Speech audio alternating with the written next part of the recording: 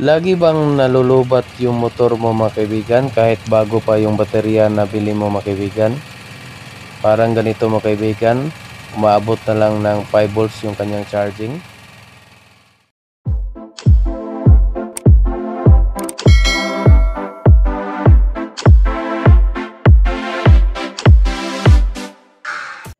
Okay mga kaibigan, welcome back sa aking channel, ang Kaibigan Motor Garage. Ngayon mga kaibigan, ituturo ko sa inyo kung paano mag troubleshoot na laging lubat yung motor.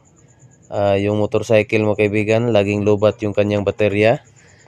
So bago pa tayo magpatuloy mga kaibigan, huwag niyong kalimutan suportahan aking channel. Mag-like, mag-subscribe at pindutin nyo yung notification bell. Piliin mo yung all para lagi kayong updated every time na mayroon tayong video yung i-upload sa aking channel mga kaibigan. So mga kaibigan, yung problema nito ay nagdi-discharge yung kanyang baterya. So yung stator pala nito mga kaibigan, halos kaparehas ito ng T-Max na Supremo na 150. Parang kung hindi ako nagkakamali, parang itong tinatawag na 3-phase na charging system mga kaibigan. So mga kaibigan, ang una kong gagawin, ipapakita ko sa inyo kung nagcha-charge ba talaga yung baterya nito mga kaibigan. So gagamit tayo ng multi-tester. Isisit natin sa 20 volts para makuha natin yung reading ng baterya mga kaibigan. So ayan mga kaibigan, no, naikabit ko na yung tester. Shortcut lang tayo mga kaibigan. Ayusin muna natin yung camera para klarong klaro. Nakasit na yan mga kaibigan sa 20 volts. So ayan na yung reading ng baterya natin, nasa 10.77 volts.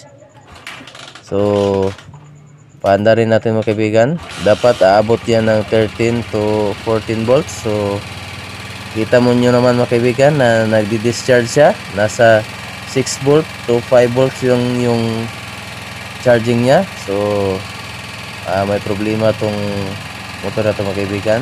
Tanggalin natin yung multi-tester.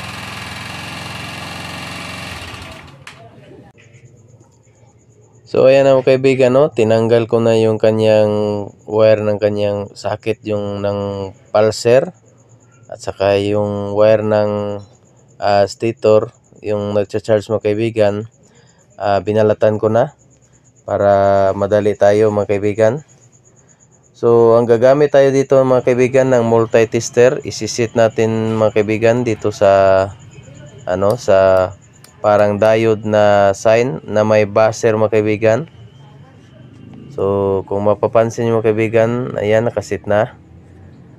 Dapat dito mga kaibigan, dahil naka-float yung ground dito mga kaibigan, dapat kapag i-ground natin sa body ground mga kaibigan, walang lalabas na walang reading yung ating multi-tester. Dapat hindi tutunog yung buzzer ng ating multi-tester.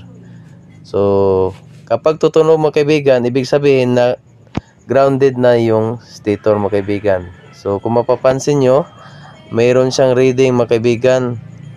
Yan, o, mayroon siyang reading. Sa kabila mayroon din.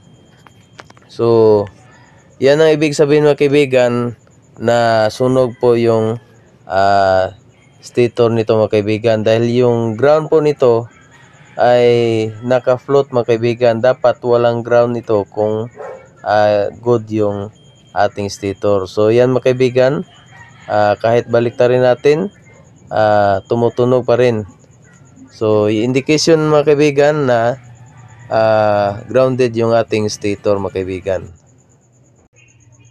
Ngayon mga kaibigan, tatanggalin natin yung tatlong tornilyo, yung dito, yung sa bandang starter, dahil sa loob nito mga kaibigan mayroong tatanggalin dito na gear, at saka yung sa loob mga kaibigan mayroong tornilyo dyan, tatanggalin natin.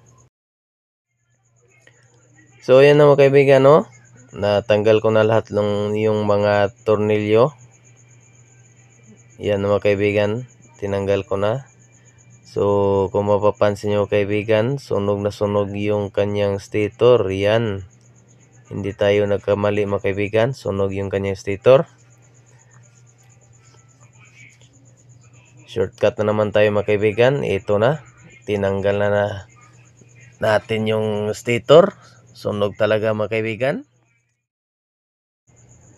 So ayan na mga kaibigan, no? Nilinis ko na lang yung lahat ng mga parts. Nakabili na tayo ng bago. Medyo ginabihan na tayo mga kaibigan. So ayan na, nakabili tayo ng pang audio na stator. Yung stator pala ng Supremo mga kaibigan at yung stator ng audio magkaiba pala mga kaibigan. Pero halos kaparehas lang sila ng principle dahil 3-piece po yung kanyang wiring nito mga kaibigan. Yan mga kaibigan, naka-float na yung ground niyan. So fresh na fresh yung stator mga kaibigan. So ikakabit ko na to mga kaibigan. So ayan na mga kaibigan, no? Ikabit ko na mga kaibigan.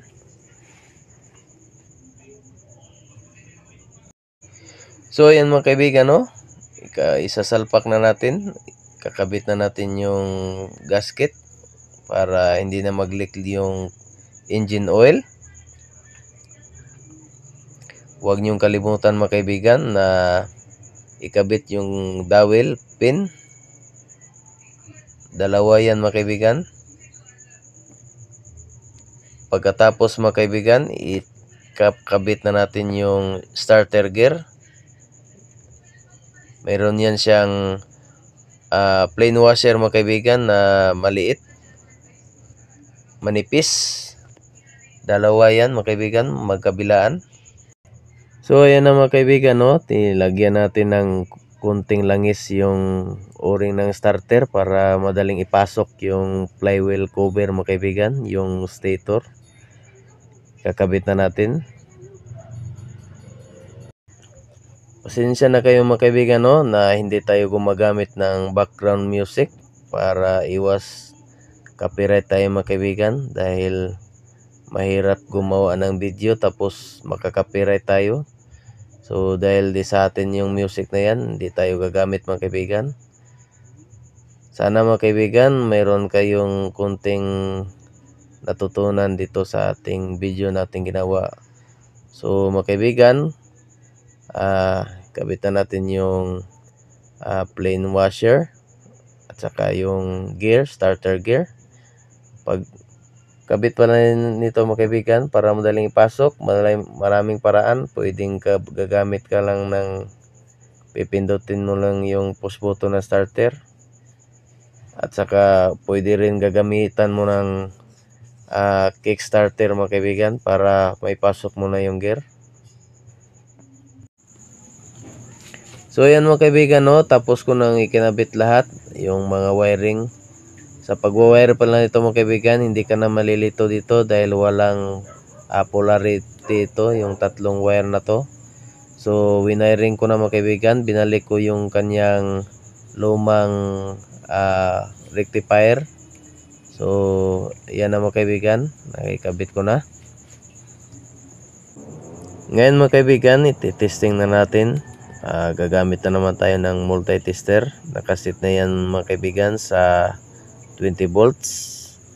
Umiilaw na yung kanyang baterya ng multi-tester ko mga kaibigan.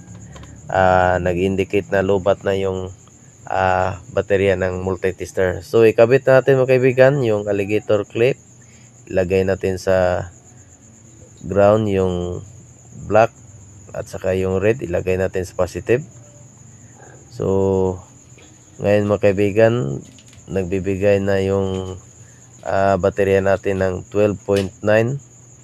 So yata yung tester natin.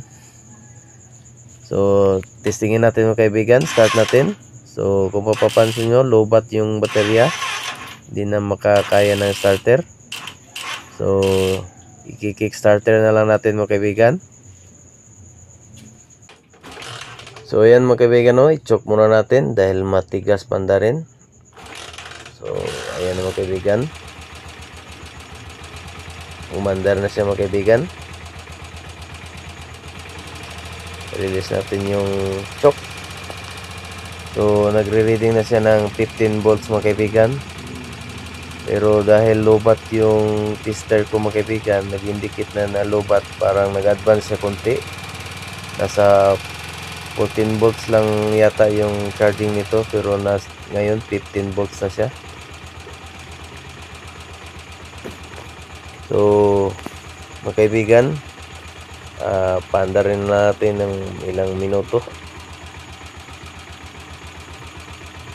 So kung mapapansin nyo mga kaibigan, yung naka-idle siya, nasa 14.4. Cambio natin mga kaibigan. Baka sabihin nyo naka voice over lang to. Kung mapapansin nyo mga kaibigan, no, sobrang lakas ng ingay na makina na ito. Pero inuna muna lang natin yung charging niya para mga kaibigan, susunod naman natin yung makina niya. Yan mga kaibigan, 15 volts yung kanyang reading ng kanyang charging. Okay na yung kanyang charging mga kaibigan.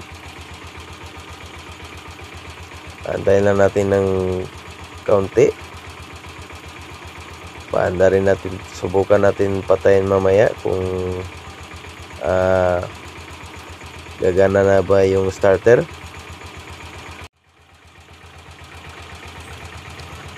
So ayan na mga kaibigan, no, after ng ilang minuto na umandar, papatay natin. Subukan natin kung gagana yung starter.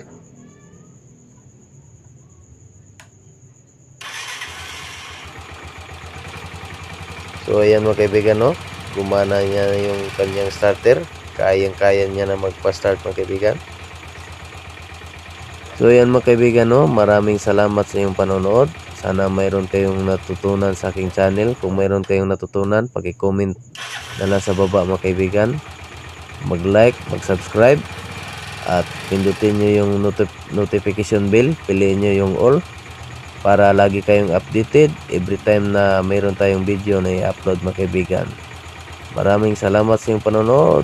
Bye bye!